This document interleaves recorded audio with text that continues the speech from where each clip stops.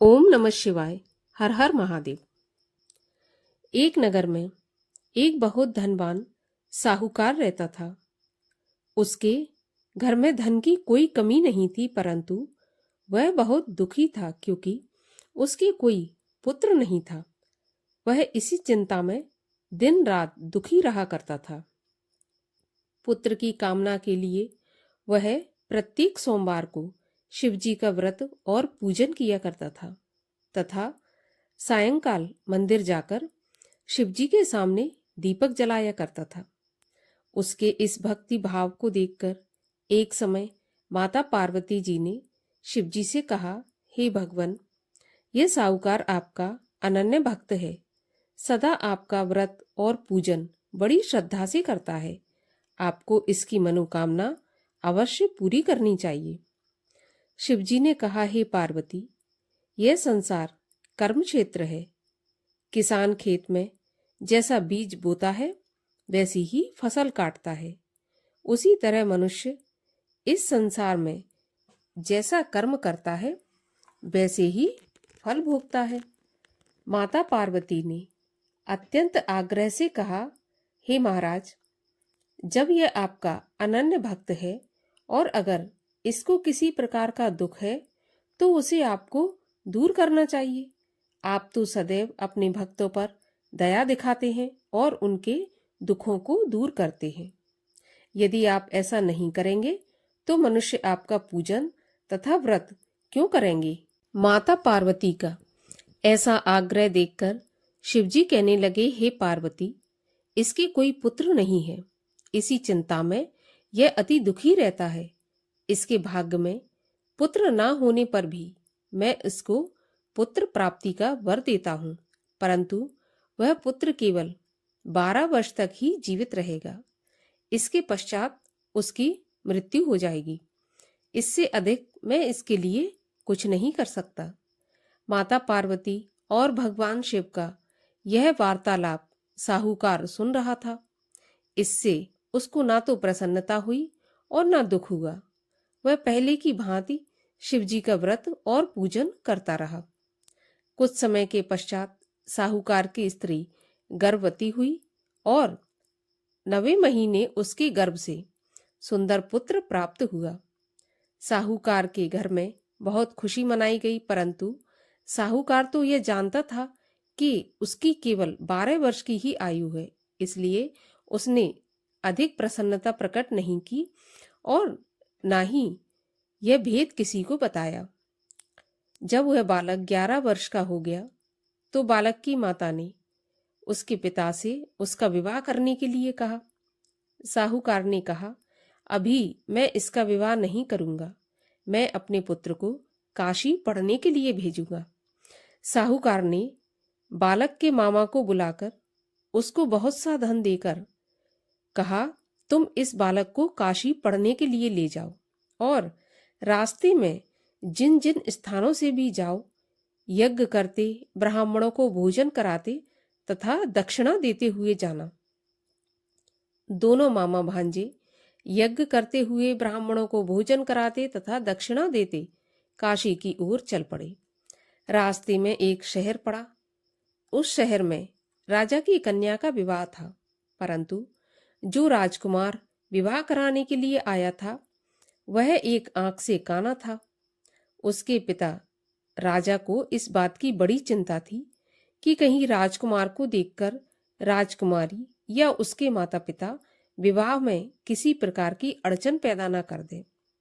जब उसने सेठ के अति सुंदर लड़के को देखा तो मन में विचार किया कि क्यों ना द्वाराचार के लिए इस लड़के को वर के रूप में काम चला लिया जाए।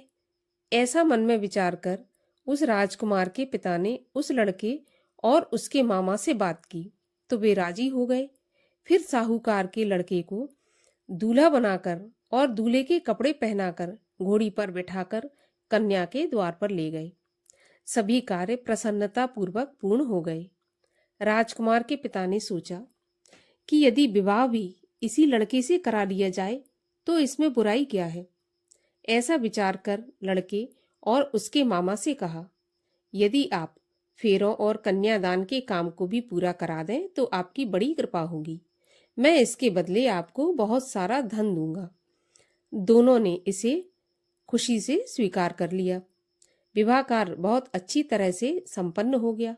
सेठ का पुत्र जिस समय जाने लगा तो उसने राजकुमारी की चुनरी के पल्ले पर लिख दिया, तुम्हारा विवाह मेरे साथ हुआ है, परंतु जिस राजकुमार के साथ तुम्हें विदा किया जाएगा वह एक आंख से काना है और मैं काशी पढ़ने जा रहा हूं। सेठ के लड़के के जाने के बाद राजकुमारी ने जब अपनी चुनरी पर ऐसा लिखा हुआ पाया तो उसने काने राजकुमार के साथ जाने से मना कर दिया।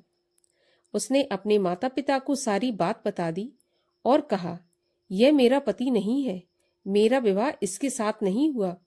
जिसके साथ मेरा विवाह हुआ है वह तो काशी पढ़ने गया है। राजकुमारी के माता पिता ने अपनी कन्या को विदा नहीं किया और बारात वापस चली गई। उधर सेठ का लड़का और उसका मामा काशी पहुंच गए। वहां जाकर उन्होंने यज्ञ करना और लड़के ने पढ़ना शुरू कर दिया।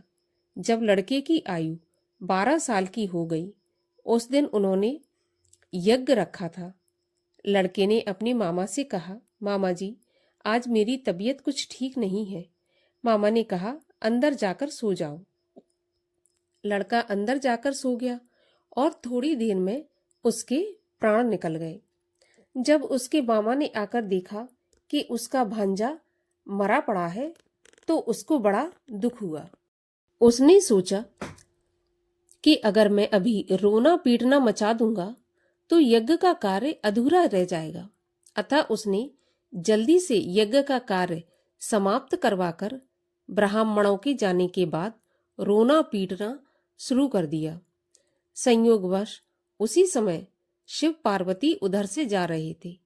जब उन्होंने जोर जोर से रोने की आवाज सुनी तो पार्वती जी कहने लगी, हे प्रभु, कोई दुखिया रो रहा है, इसके कष्ट को दूर कीजिए।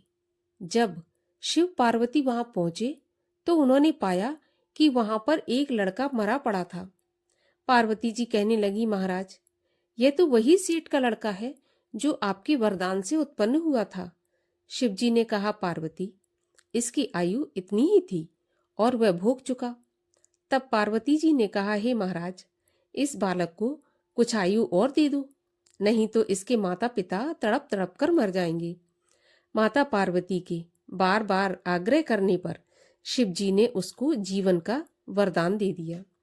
शिवजी की कृपा से वह लड़का जीवित हो गया। शिवजी और पार्वती कैलाश पर्वत पर चले गए। शिक्षा पूर्ण होने पर वह लड़का और उसका मामा उसी प्रकार यज्ञ करते हुए, ब्राह्मणों को भोजन कराते हुए तथा दक्षिणा देते हुए अपने घर की ओर चल पड़े। रास्ते में उसी शहर में आए जहां उस लड़के का वहां राजकुमारी से विवाह हुआ था। वहां आकर उन्होंने यज्ञ आरंभ कर दिया। उस लड़के के ससुर जो वहां के राजा थे, उन्होंने उसको पहचान लिया और महल में ले जाकर उसकी बहुत आवभगत की। फिर बहुत से दास दासियों सहित आदर पूर्वक अपनी राजकुमारी और जवाई राजा को विदा कर दिया। जब वे अपने शहर के निकट आए तो मामा ने कहा, मैं पहले तुम्हारे घर जाकर तुम्हारे माता पिता को खबर देकर आता हूं। जब उस लड़के का मामा घर पहुंचा तो उसने देखा कि लड़के के माता पिता घर की छत पर बैठे थे। उन्होंने यह प्रण कर रखा था, यदि हमारा पुत्र सकुशल लौट आया तो हम राजी खुशी नीचे आ जाएंगे, नहीं तो छत से कूदकर अपने प्राण दे देंगे। उस लड़के के मामा ने आकर जब यह समाचार सुनाया कि आपका पुत्र आ गया, तब उनको विश्वास नहीं हुआ। तब मामा ने शपथ पूर्वक कहा कि आपका पुत्र अपनी पत्नी तथा बहुत सारा धन लेकर आया है। तो सेठ प्रसन्नता से भर उठा। सेठ सेठानी आनंद पूर्वक नीचे आए। बाहर आकर उन्होंने अपने पुत्र तथा उसकी पत्नी का भरपूर स्वागत किया। सभी लोग प्रसन्नता के साथ रहने लगे। तो इस प्रकार जो कोई सोमवार के व्रत को धारण करता है अथवा इस कथा को पढ़ता है या सुनता है, उसके सब दुख दूर होकर उसकी समस्त मनोकामनाएं पूरी होती हैं तथा इस लोक में नाना प्रकार के सुख भोगकर अंत में सदाशिव के लोक को प्राप्त होता है। बोलिए भगवान शंकर की जय हो, माता पार्वती की जय हो।